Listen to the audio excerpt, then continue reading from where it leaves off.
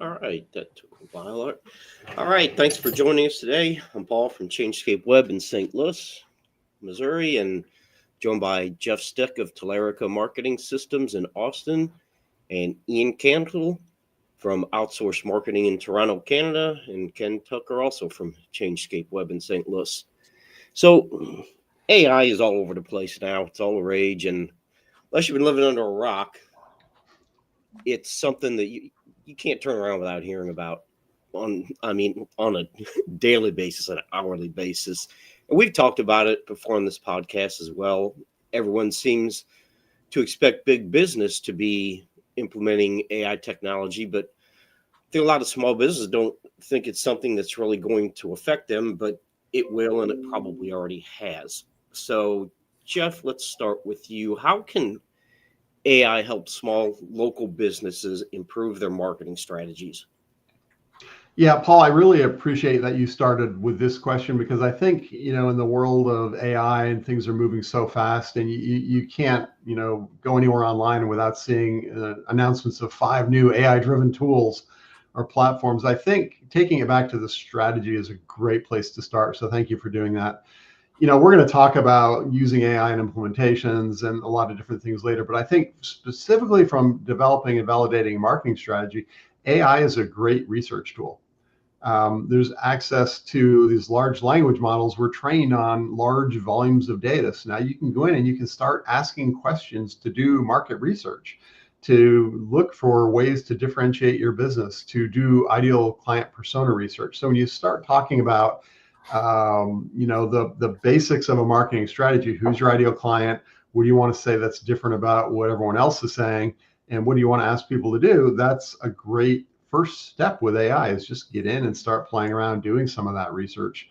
Ideal client personas are super important because to really effectively market a business, you've got to get in the heads of the people you're trying to market to. You've got to know what they value, where they're getting their information, what will resonate with them, and using AI for the persona research is great because it has access to a lot of that data. And then same thing, looking for what messages, what's everyone saying, what's resonating.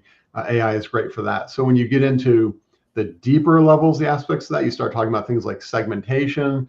You can take data of your own or data that you acquire elsewhere. You can start feeding it into AI and letting it look for those relationships that are maybe a little harder to spot. So when you look for the behaviors of certain demographics or the purchasing trends, AI is very good at ingesting information, looking for connections. So for instance, a coffee shop could identify the morning rush customers versus the weekend brunch visitors if they have that data of their transactions. And then predicting, you got to be a little bit careful. You don't want to generalize too much, but one of the powers of AI is predicting. If we see A and we see B and then C happens, then if something looks like A and something looks like B, something that looks like C is probably going to happen too. So you can start doing behavior analysis and predicting from larger groups or populations of data how subsets or smaller groups that look like those larger groups are going to act. So, if you're an e-commerce site, purchase behaviors, kind of generalizing time between purchases so that you can start doing targeted outreach, upsells, cross sells, those kinds of things all start to come into play. And then when you get into actually running your campaigns and you're working across multiple channels, of course, knowing what channels a given audience is going to participate in or respond to is important.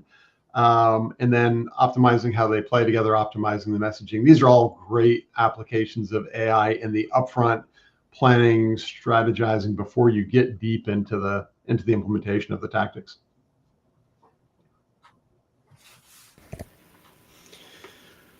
All right. So, anything anyone want to add to that, or go to Yeah, the next question?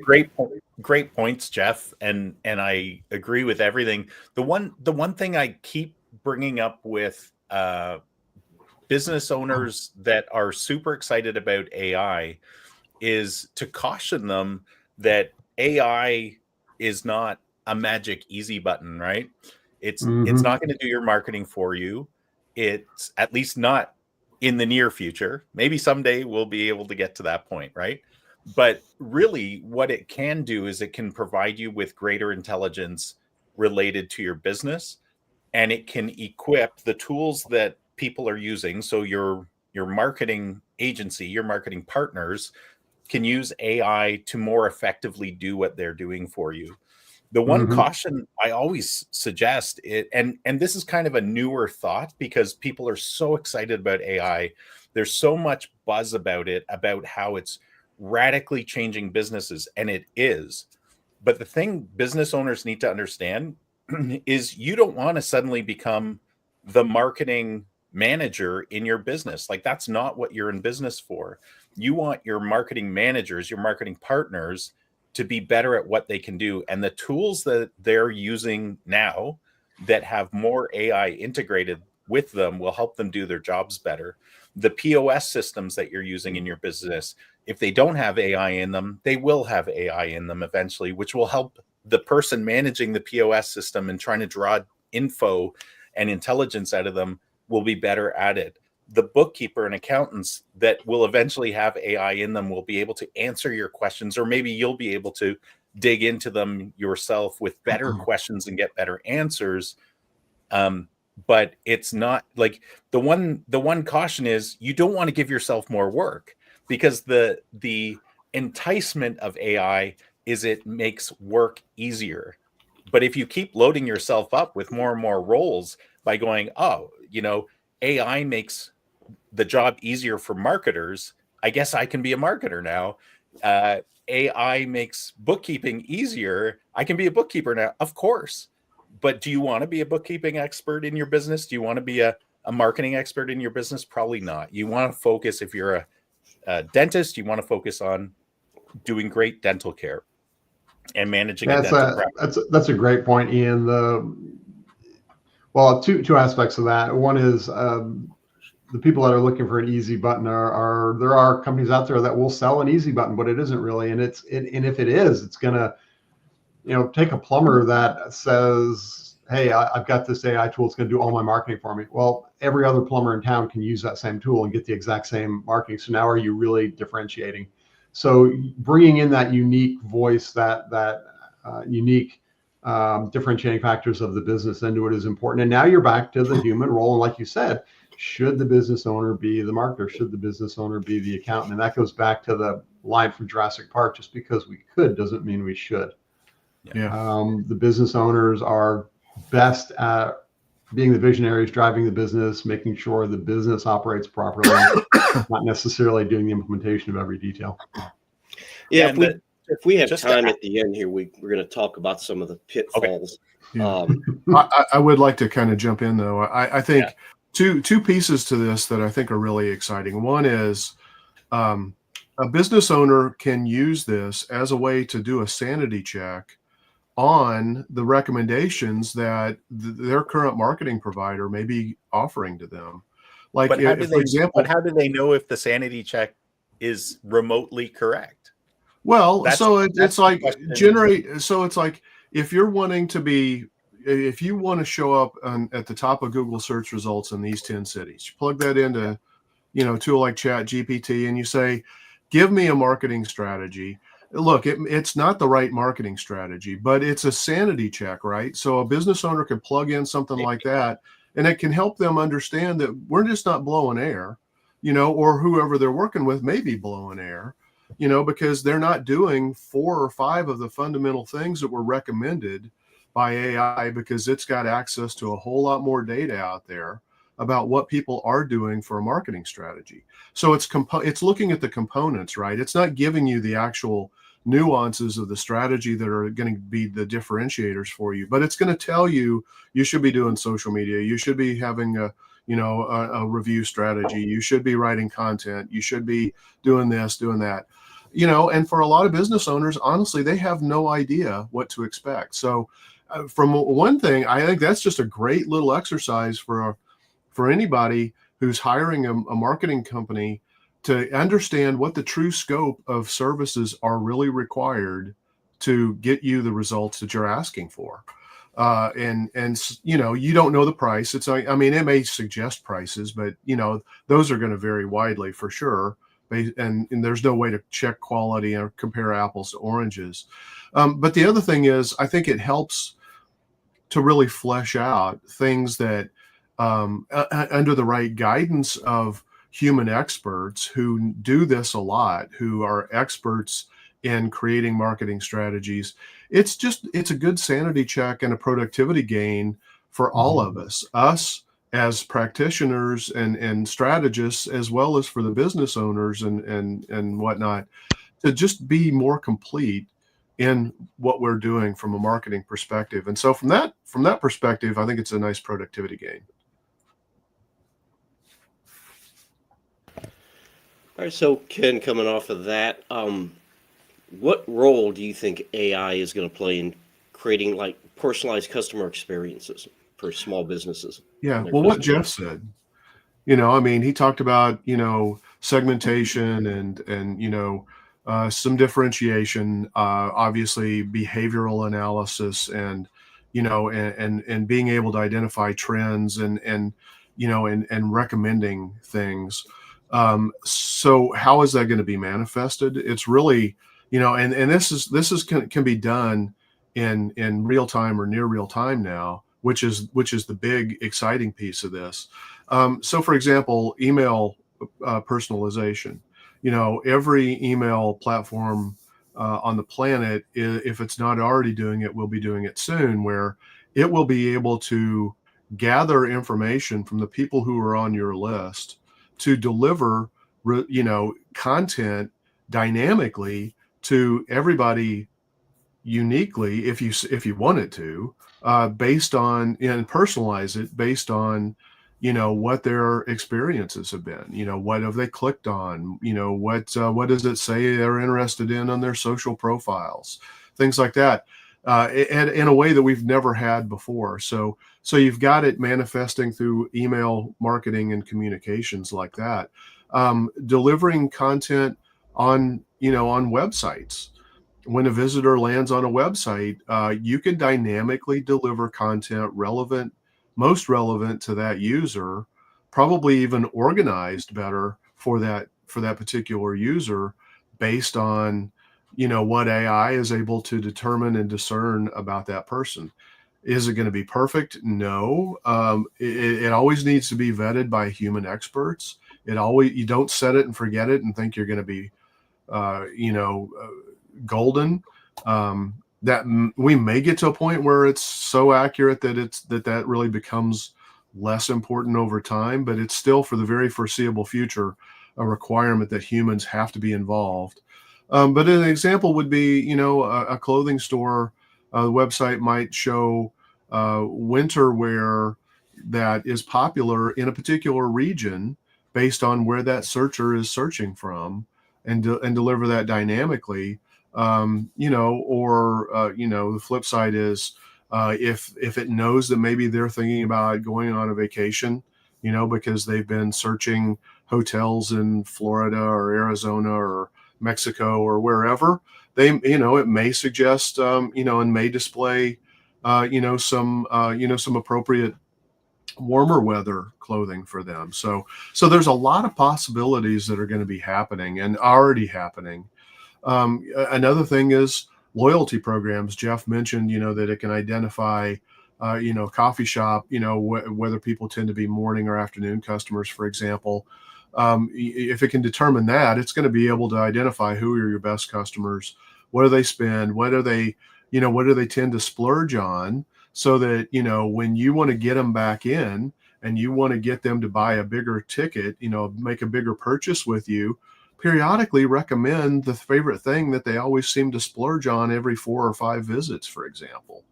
AI is going to be able to do that in ways that it's hard for humans to be able to do right now, because we're not as efficient at processing and organizing and using all of that data. It's not going to be perfect. It won't always get it right. You're always going to have some weird results.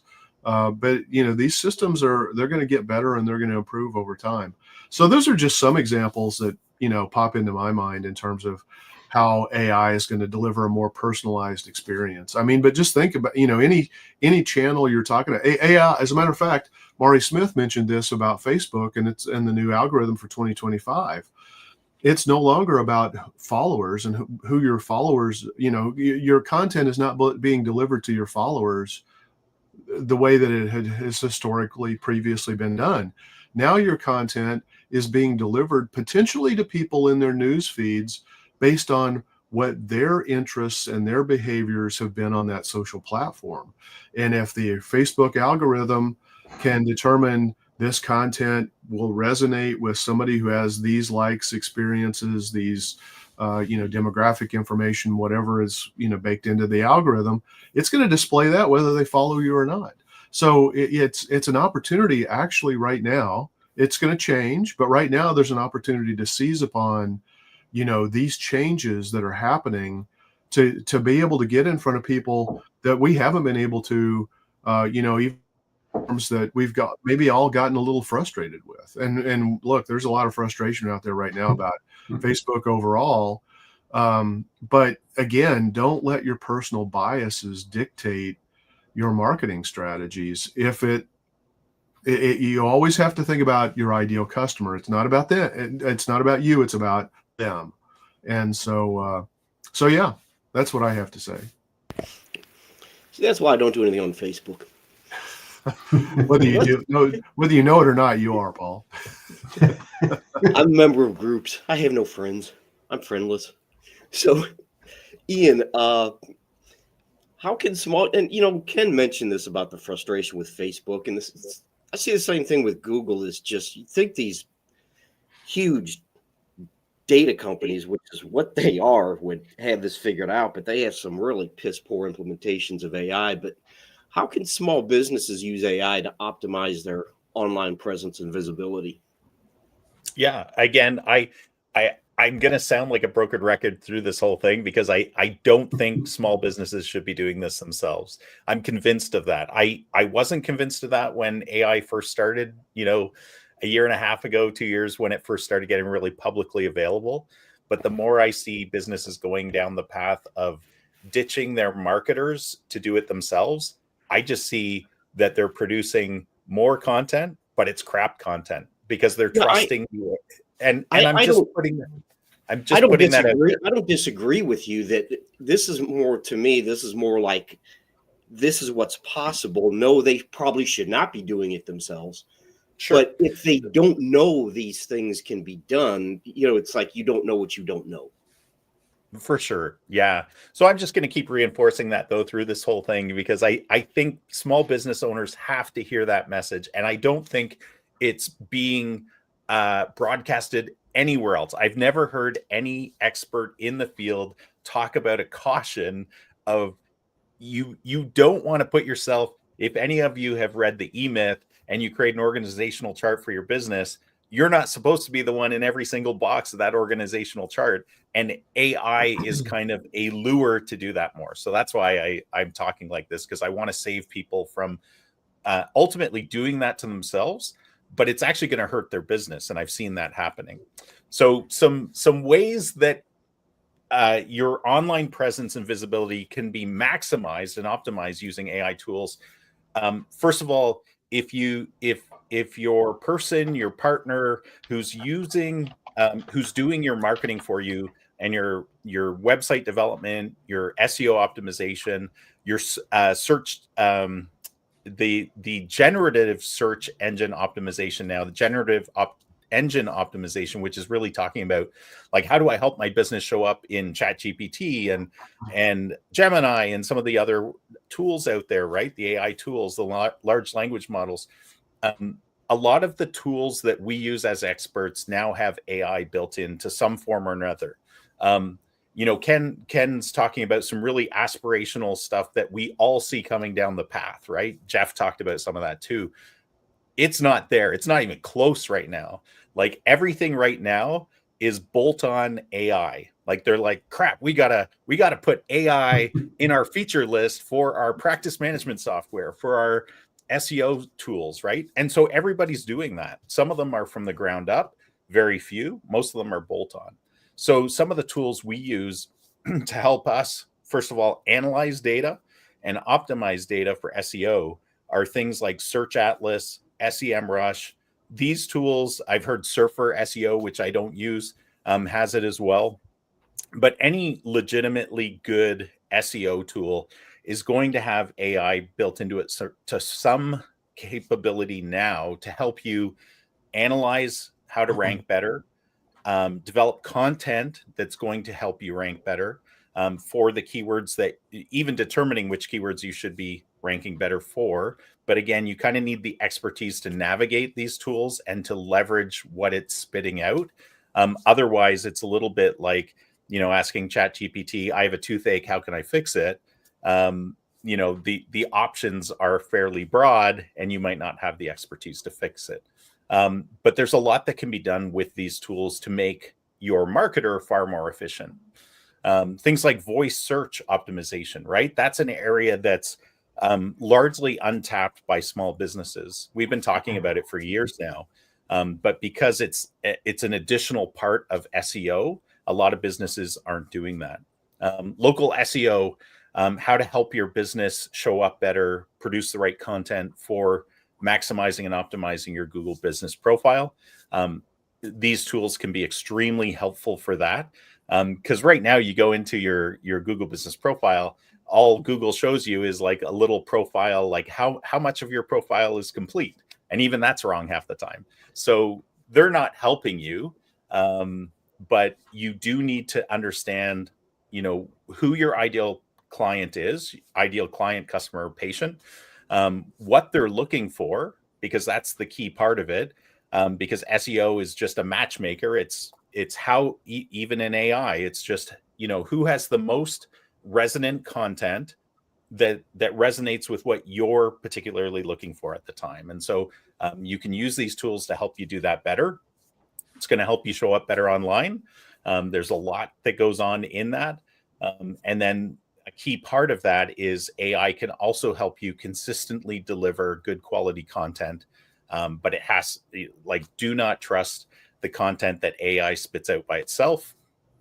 You as the expert in the field, your marketing expert needs to review all that to make sure it's good. Because I think we all have anecdotal evidence, even of marketers who got so, they were surfing the wave of and enjoying the wave of AI, and they got a little carried away. They published stuff directly to their website and it was all wrong, right? Like it was crap. So we see that pretty strongly, especially with some of the trades who are trying to take some shortcuts and save some money and, let's just use AI to do this. But again, remember, there is no one complete AI spot you can go to get the right strategic guidance, the right implementation guidance, and the actual ability to do it all.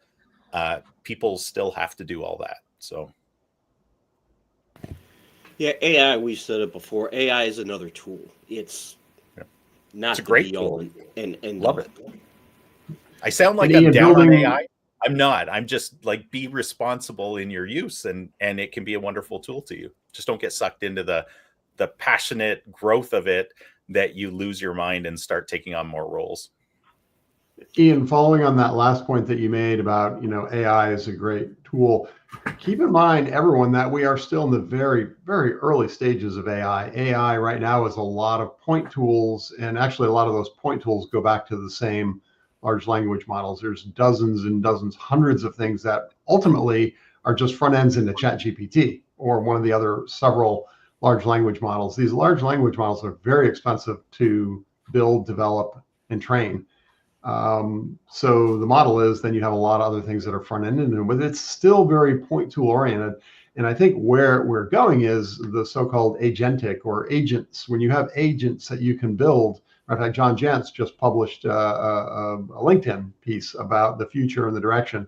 And he talks about agents. When you start having agents that can accomplish specific tasks for you, and the agents can talk to each other, that's the future. That's where we're going. It's not where we are now. Yeah.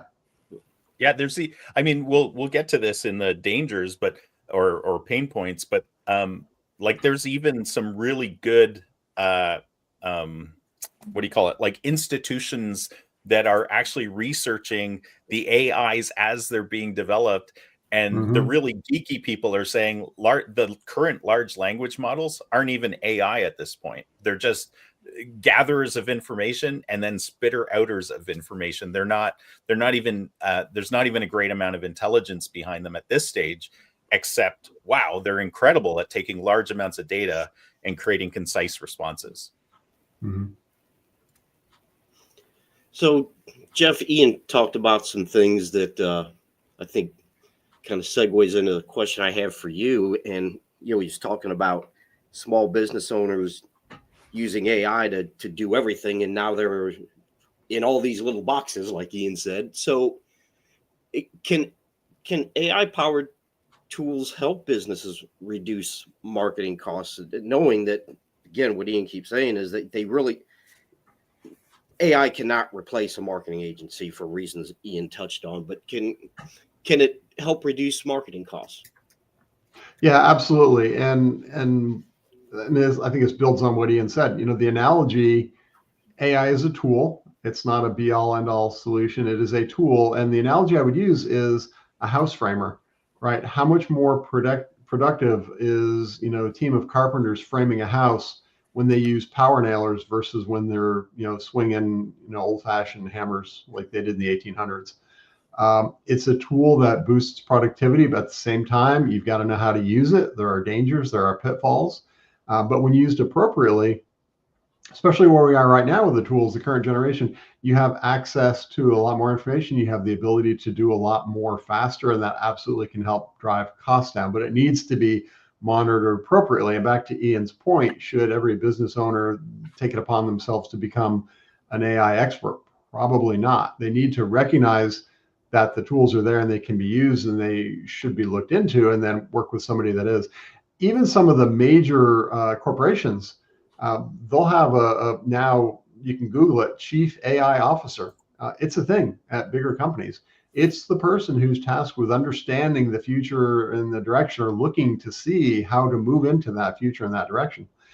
So I think, yeah, absolutely, the tools can help bring costs down. They've got to be used appropriately, though. So when we get into some specifics, social media, managing posts, creating posts, even creating the content for those posts. Again, being able to survey a lot of information, see what other people are saying, see what people are responding to, and then saying, how do I use that in the context? And that's where context becomes very important for your business. In the context of my business, how do I use that information and craft my posts that have a different spin on it? So you don't want to be me too. AI has the danger of pulling everyone to what I call the mediocre middle, right? If everyone uses it blindly, it's all going to pull everyone to the same results, and you're going to get the mediocre middle. You're not going to have the innovation. You're not going to have the thought leadership. So use it in social media to help craft posts, but you still got to put your own context and spin on it. But really use it to, again, analyze audiences, look for timing, look for sentiment, look for what's working and what's not working, and adjust that. These are all things that we've done all along anyway. We've maybe gone to tools that have month-old data and look at what they're saying. BuzzSumo is a great tool for analyzing sentiment in social media. But now with AI coming into some of the tools we use anyway, we can do it quicker and without having to buy a subscription to another tool. Similarly with social media, you can optimize ads. What's working, what's not working, which ones are driving conversions, and use it to build on that. Use it to help augment the A/B testing that you should be doing in ad campaigns. And then just generating content. I think AI is useful for long form content, but you've really got to monitor it. You've got to, I know Julie McCoy, one of the thought leaders in content creation, talks about writers have now become editors. So the AI can do the first draft writing, but you still got to put that context on the editing and producing better overall content. And short form content, I think AI is great. It's incredibly powerful for doing things like SEO titles, SEO meta descriptions, generating social media posts from blog articles. Email kind of in the middle. Great tools that can get you closer to the goal line, but you still got to put a little bit of time and effort. In terms of savings, though, it's all about getting there faster, getting there with less requirements on expensive tools or expensive people. And I think AI is already showing a lot of results in those areas.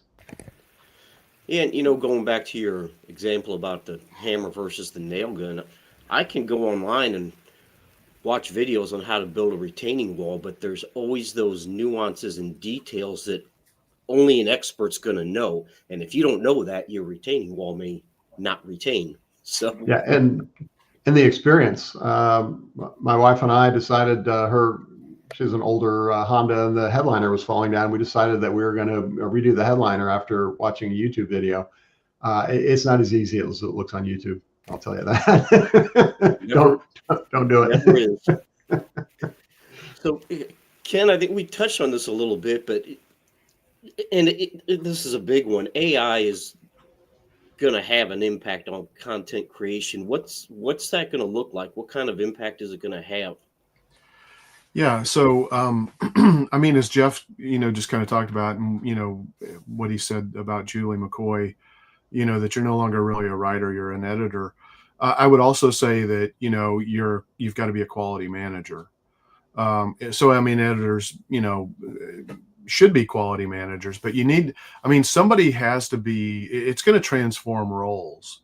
And so it's going to reduce production related roles, and it's going to increase the importance of quality assurance roles, and those roles that where you can take the outputs and really make sure that it's aligning with the brand vision, the differentiation, the important elements of, as Ian was talking about from an SEO perspective, are you creating that content, and then is it getting optimized to help you rank in the areas for the keywords and the locations and products and services, for example, that you care about.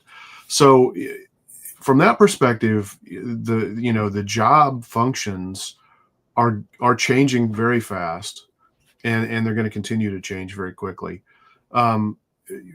Jeff talked a lot about, ways that it's reducing the time to create content.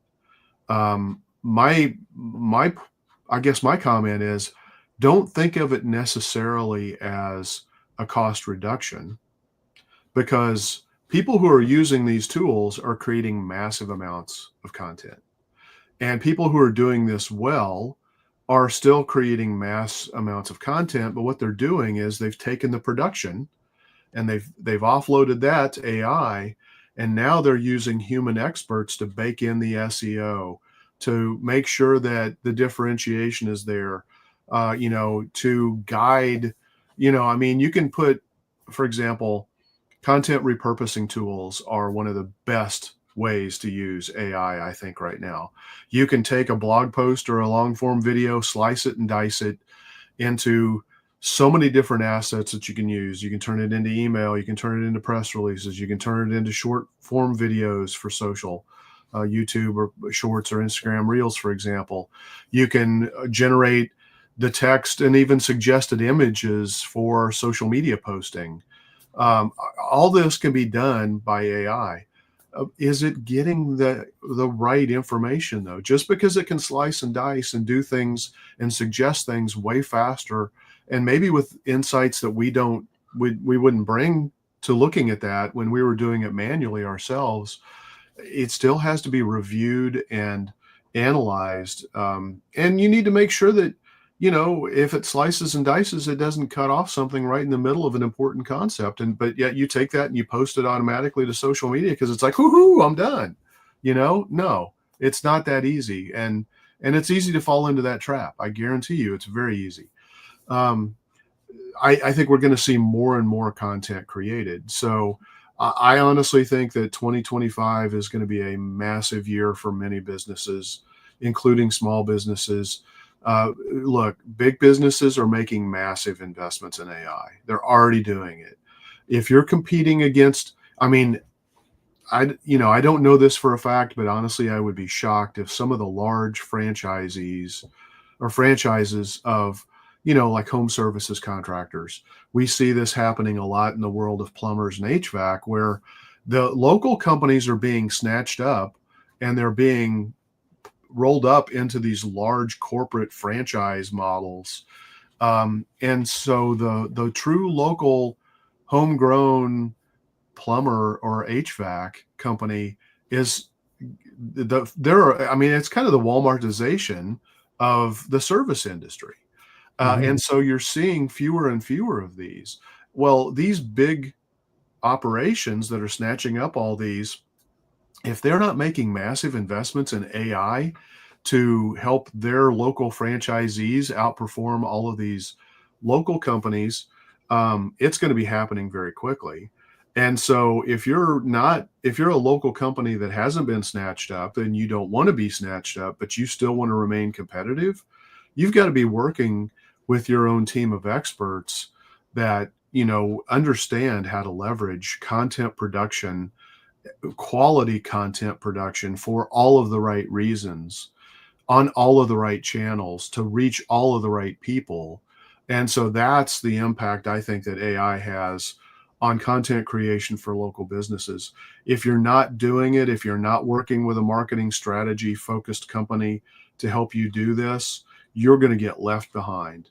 This is happening on a fast scale, whether it's visual content, whether it's written content, the repurposed type of content, text-based content, even text messages or email. Jeff talked about, the SEO meta stuff, with the title tags and alt tags, email subject lines. All of this is happening to gain better performance. And if you're not doing this and you're in a market where there are bigger competitors that are being fueled by large corporations, you're in real trouble. You need to get on the bandwagon. This is not the year to crawl under a rock and hope you survive. You have the opportunity to roll this year. That's just my honest opinion. I think 2025 is going to be a game changer year for even marketing companies. If you're a marketing company and you're not leveraging the power of AI and doing it really well for your own company, you're going to get steamrolled. You're going to become a dinosaur. You're going to be extinct faster than you know it. Ken, as you were talking, a thought popped into my head, and I should have addressed this on the last question. There's two possibilities when you increase productivity in what you can do on a given budget. One is that you save money. The other is that you can do more with the same budget. And Right. if you really want to grow, you've got to figure out how to do more, right? Yeah. So while the AI tools can help you save money, they can also open up new doors and new avenues and be able to truly be multi-channel, if not omni-channel, where maybe before you didn't have the budget for it. Yeah. Because you can get more of the production done. And what you said exactly, repurposing content and doing a piece of long form content and maybe recording a video and then deriving all the other content out of that is the way to do that. So with the same budget, you can be much more productive and have better business results. So that's another way of looking at it that I think needs to be brought out. Yeah. Thanks, Jeff. Yeah. One thing too, I want to say is, the thing that I'm most excited about right now with AI is AI voice assistants. Every business needs a better phone answering solution. Answering the phone live is more important than it's ever been. And in order to make that experience useful and meaningful for the caller, and to get those people from the point where they're just literally asking a question to where they become, a likely customer and maybe even hopefully an advocate of the business. If you train that AI voice assistant well to provide superior customer service every single time, which right now humans can't do and aren't doing. We talked about that, with Ian mentioned, the horrors of some of the call recordings we've listened to. We've all heard it. What it's doing is it's driving the need for you to put content out there that maybe you've never created before. There's a mindset with a lot of small businesses, which is a really bad mindset, that I don't want to put my differentiating information out there on the web because somebody's going to come along and steal it. Well, you know what? Nobody will ever find out about your differentiating information if you keep it all to yourself. So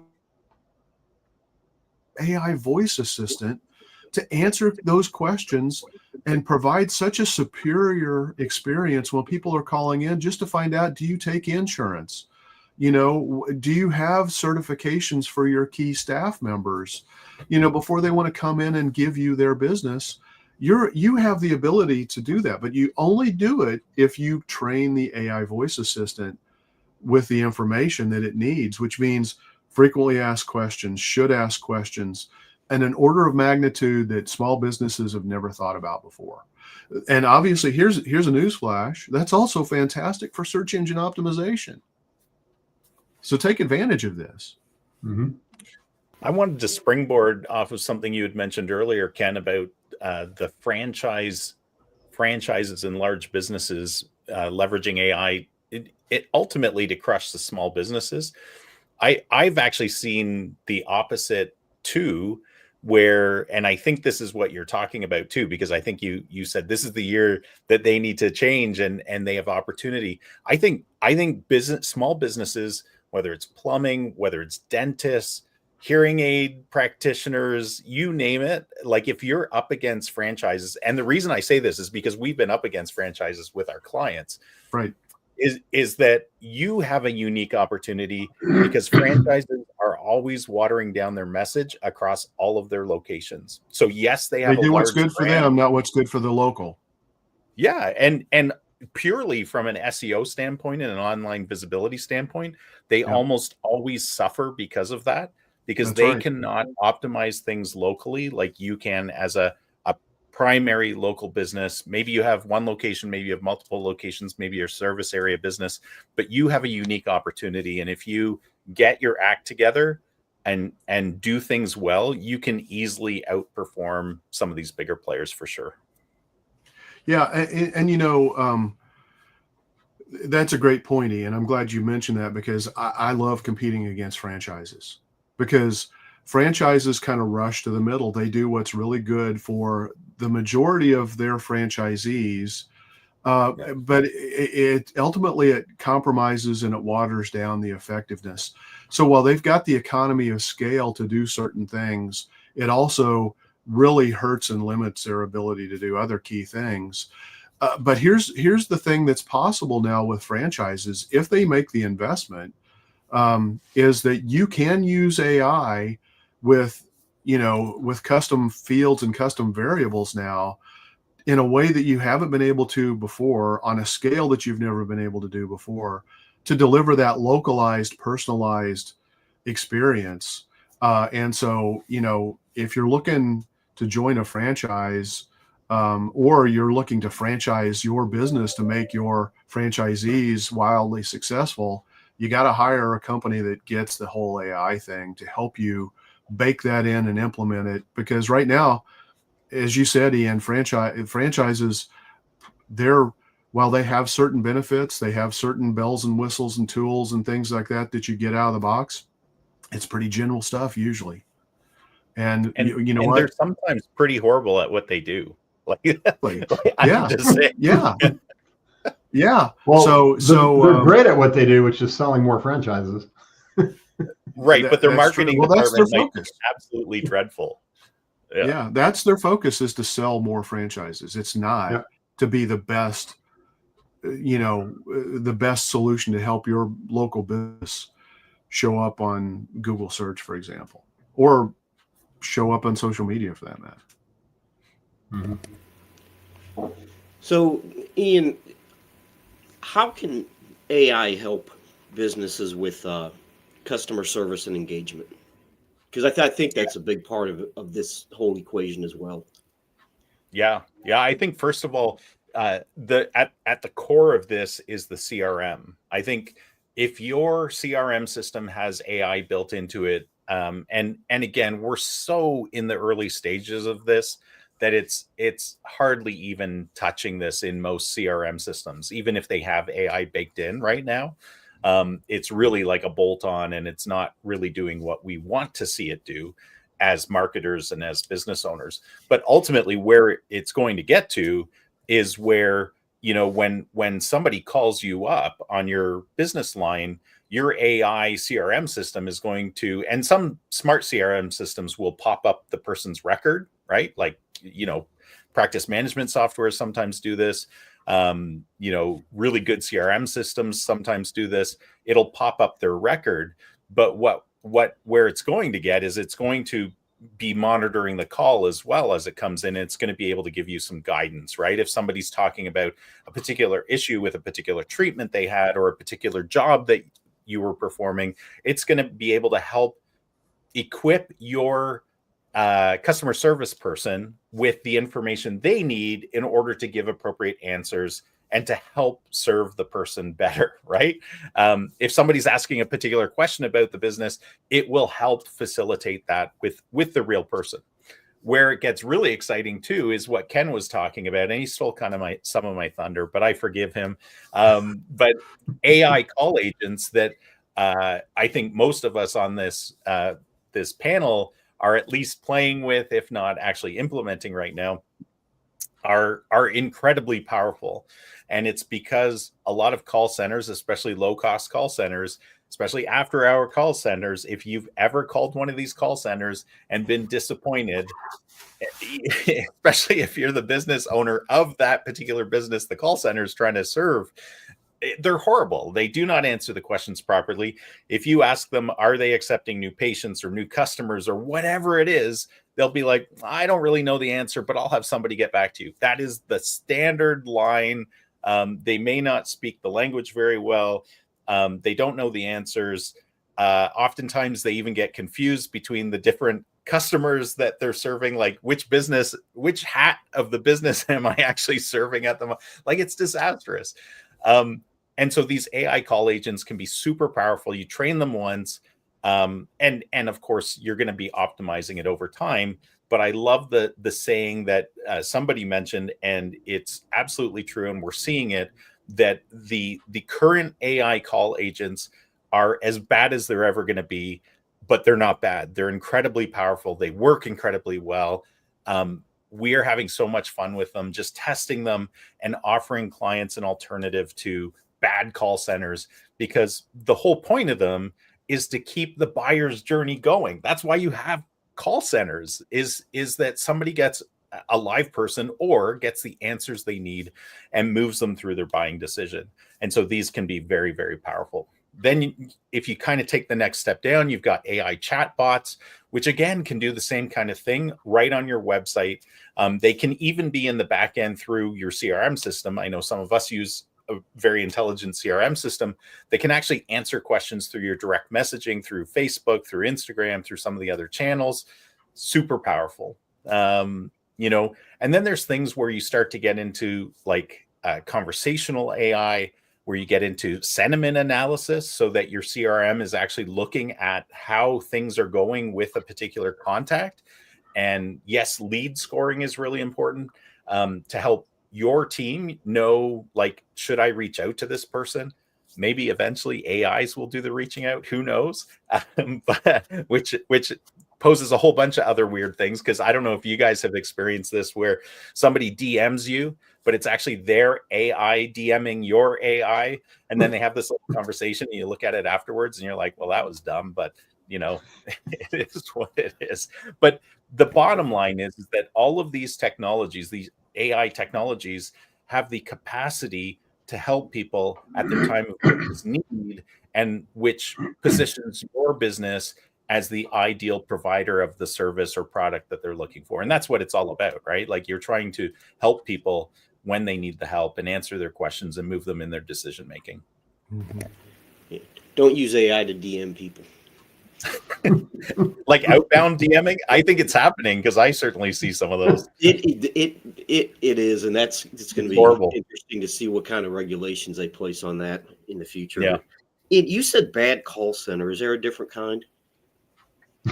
You know what? I actually do think there are. Like, I've seen some in, like, it's a funny thing you ask, and I know you don't even mean this to go anywhere, but I would just say, traditionally there's been some very expensive call centers, like, especially I'm thinking on the dentistry side, where they're actually trained to some degree in like dental terms and common issues, and they're not there to provide dental guidance, but at least they can speak the language. At least they can ask probing questions in the right way. And at least they can pass the information on in an appropriately helpful manner to the actual dental clinic. And that's a vast distance from where some of the other lower bad call centers are, where they're, I don't even know what purpose they serve. Sometimes I think they hurt more than they help.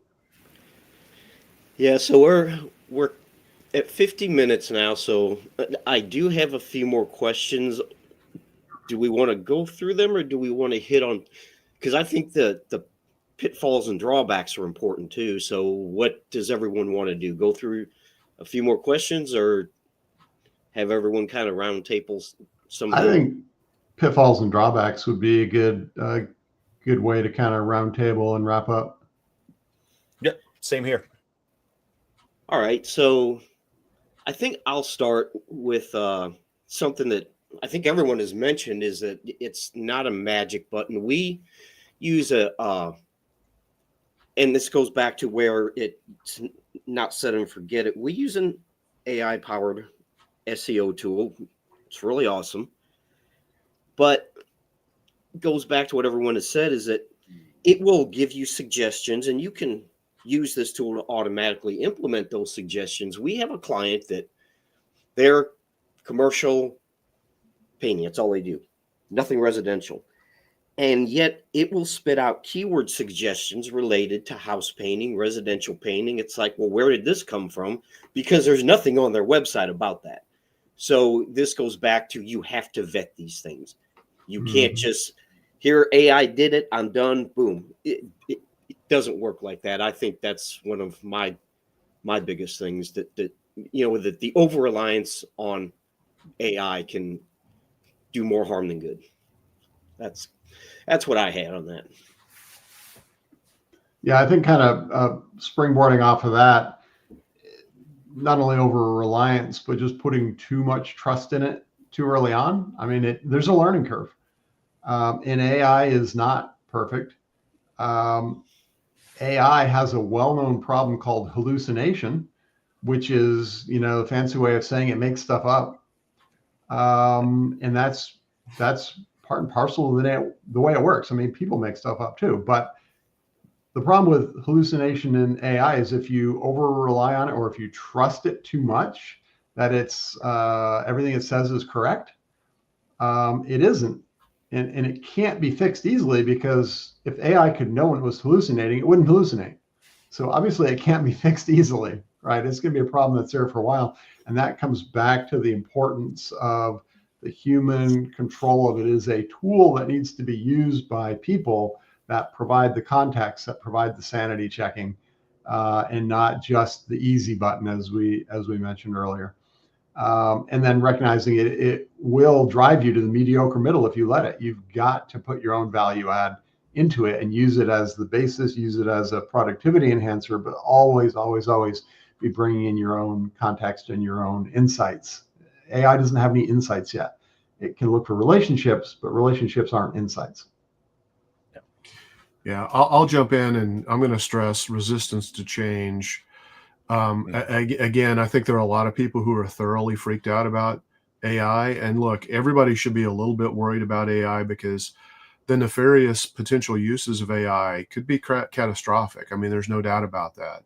But right now, if you look at it as a productivity tool set to really help your business get ahead in ways that maybe you haven't been able to do before, or you haven't been patient enough to do before, or even have the financial resources to do before, you may now be able to do that. Don't let your personal biases dictate your marketing solutions. I can't say that enough. I see that over and over and over again. Look, AI voice is a great example. People get freaked out about that because it's like, I don't want to have an AI answering, and representing my company to everybody who calls my business number. It's like, well, you know what? Most business systems that have been out there that are IVRs, or the phone tree type systems, automated systems, they're robotic sounding voices. They've been out there for a very long time. People don't like them because sometimes you can't get to where you want to go. Medical practitioners are particularly bad, because before you can even do anything, you have to listen to like 10 gazillion. I mean, I swear sometimes it's like a 10-minute spiel about all of the stuff about what they do. And then before you can even say, press 1 for accounting, press 2 to book an appointment. It's like, if you don't already know those numbers, it's maddening, right? But here's the great thing. AI voice actually gives you the ability to ask a question to kind of circumvent and get right to the point of what you need in ways that we haven't been able to see before. Get over the fact that it may sound a little bit robotic, that people may realize that it's AI. It's coming fast and it's superior. It just flat is superior, because if it's well trained, it's going to give better answers and more consistently and more concurrent answers than you have the capacity to do today. I mean, these systems, for example, can answer 200 calls concurrently. Where how many concurrent phone calls can you have today currently with your current phone system? So don't let new technology or your fear of new technology limit the use of it. Having said that, the next big thing that I think is a huge pitfall is lack of training and lack of understanding of what these tools are and what they can do and how to best use them. We've all talked about it. I know, Jeff, you've been a big stickler about it. Don't run to the mediocre middle. If you just slap stuff in and yank the results out and slap it on a website or in a social media post, it's going to be mediocre at best, at least 50% of the time. Here's a fun exercise. Ask ChatGPT to write you a joke. See how good that works out for you. They're usually awful. Yeah. So it's not perfect, right? It's not great for every situation. Really, and as Ian mentioned, you don't want to become that marketing manager. You've got other important things and roles that you have to fulfill in the business. So make sure that whoever is running your marketing is thoroughly, adequately trained and honestly experts at the use of AI, where to use it, how to use it, when to use it. Otherwise, you're going to run into some real trouble, I think.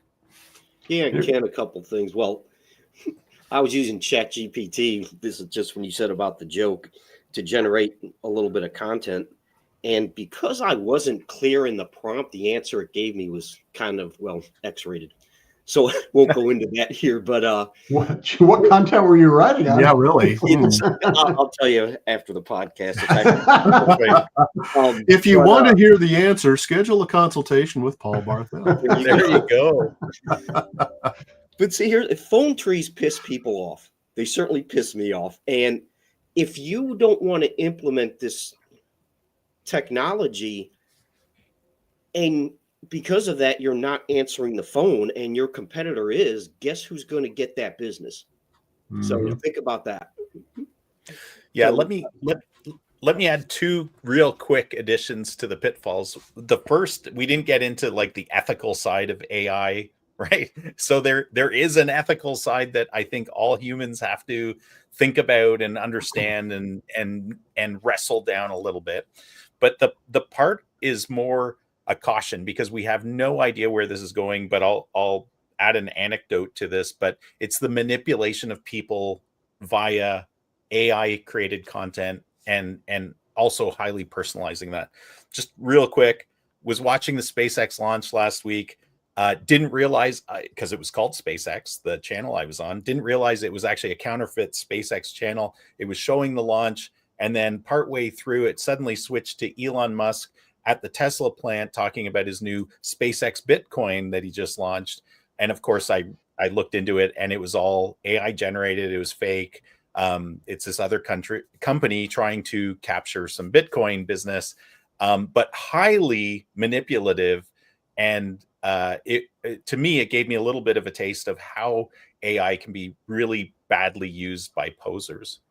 The other one I wanted to mention, the other pitfall, is I think because of the easy accessibility and low cost of it right now, that it's going to generate a lot of or create the opportunity for a lot of bad marketers, because there's always been bad marketers. I mean, you guys experience it all the time where you have to fix the stuff they've broken.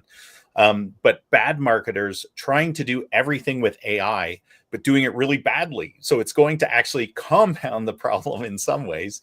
And the problem to the small business is they won't know that it's bad marketing until the results start to snowball and it's delivered a giant opportunity loss.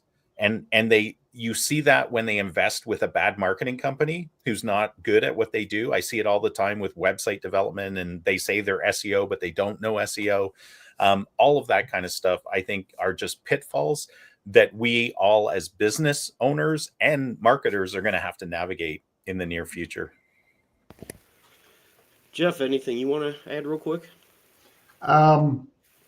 Now we're coming up on time. Just real quick, I'd say the counterpoint is don't be afraid of it.